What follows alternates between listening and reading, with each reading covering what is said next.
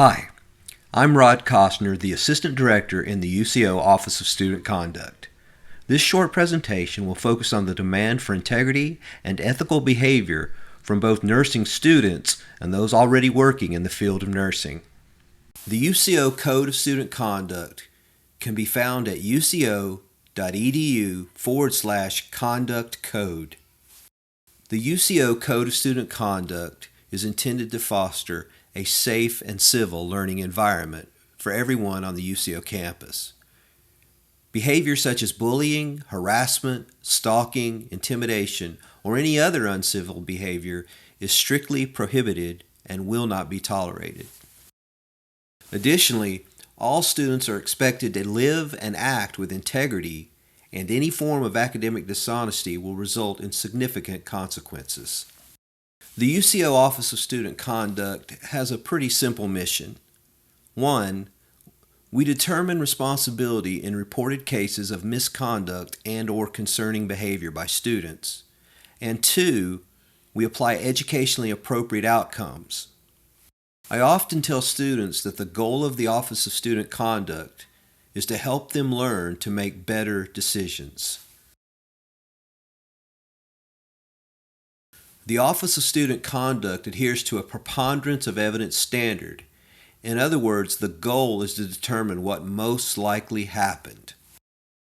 The hearing process used by the Office of Student Conduct is as follows. The process begins when a report is received alleging some type of misconduct, including academic dishonesty.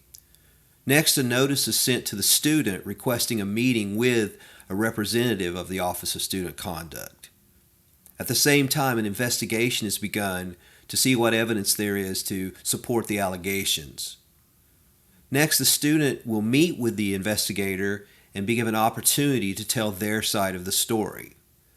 Finally, a decision will be made.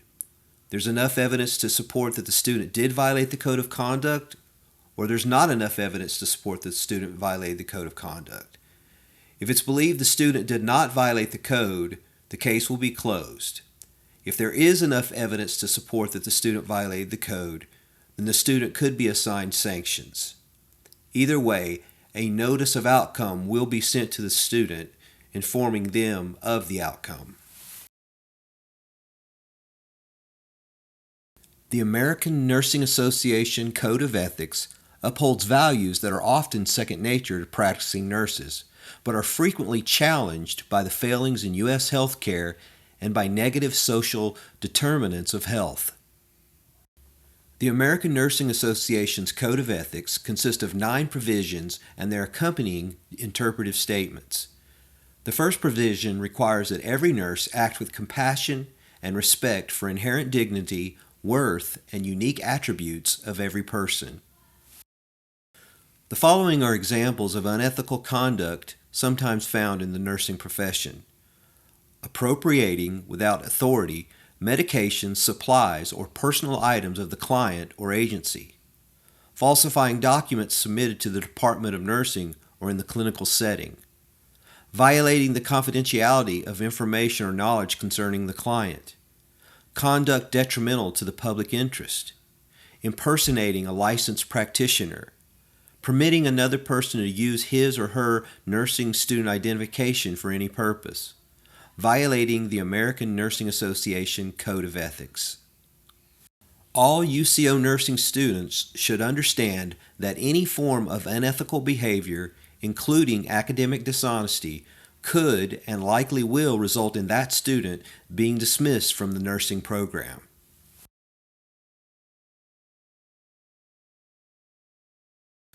Some of the most common types of academic dishonesty are plagiarizing, cheating on tests or examinations, turning in counterfeit reports, tests, and papers, stealing tests or other academic material, submitting the same work for more than one class without the instructor's permission.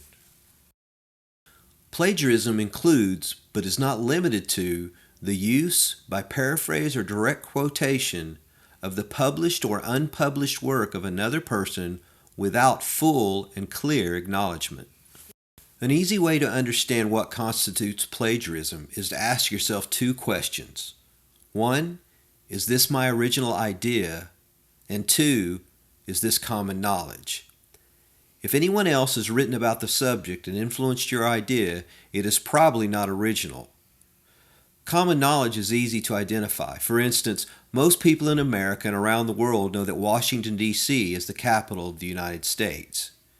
The story of the individual who created Snapchat, on the other hand, is probably only known by a very few people, and you would need to cite a source when writing about this person. So again, if it's a purely original idea, you do not have to cite a source, but for just about any other information, you will need to cite a source, unless, of course, it is common knowledge, like something as common as knowing where the capital of the United States is.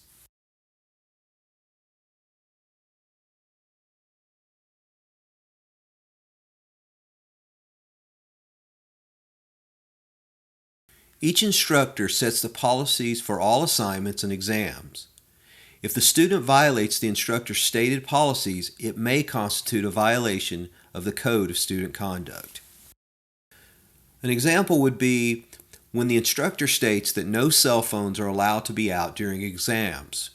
During an exam, a student is caught with her cell phone in her lap. The student says she was just checking the time. Could this student be found responsible for violating the Code of Student Conduct? The answer is yes. When the instructor has information that shows a student has more likely than not engaged in academic dishonesty, the following procedures will be followed. The instructor will discuss the situation as soon as possible with the student alleged to have committed academic dishonesty, and the instructor will explain the following: the allegation, the reasons for the allegation, and the disciplinary actions that are being considered. The instructor is also required to give the student an opportunity to respond to the allegation. Any student who attempts to withdraw from a class to avoid the consequences of alleged academic dishonesty will be denied the withdrawal until the issue has been fully resolved. Whenever an instructor believes there is enough evidence to conclude that a student has committed academic dishonesty, the instructor may then do one of the following. A. Require the student to complete a substitute assignment or examination. B. Award a reduced grade for the examination, assignment, or course. C. Award a 0 or a grade of F for the assignment or examination. Or D. Award a grade of F for the course. Finally, the instructor may recommend more stringent disciplinary action, such as a conduct probation, suspension, or expulsion from the university. By determining what most likely happened, the Office of Student Conduct seeks to answer one question: did the student or did the student not violate the Code of Student Conduct? Students found responsible for violating the Code of Student Conduct may be assigned sanctions that can include the following: a written warning, reparations, community service, a writing assignment, program participation in something such as alcohol training, drug abuse, or anger management, probation, suspension, or expulsion, and removal from student housing. Any faculty or students who have additional questions may feel free to contact me at wcostner@uco.edu. You may call our office at 974-5380.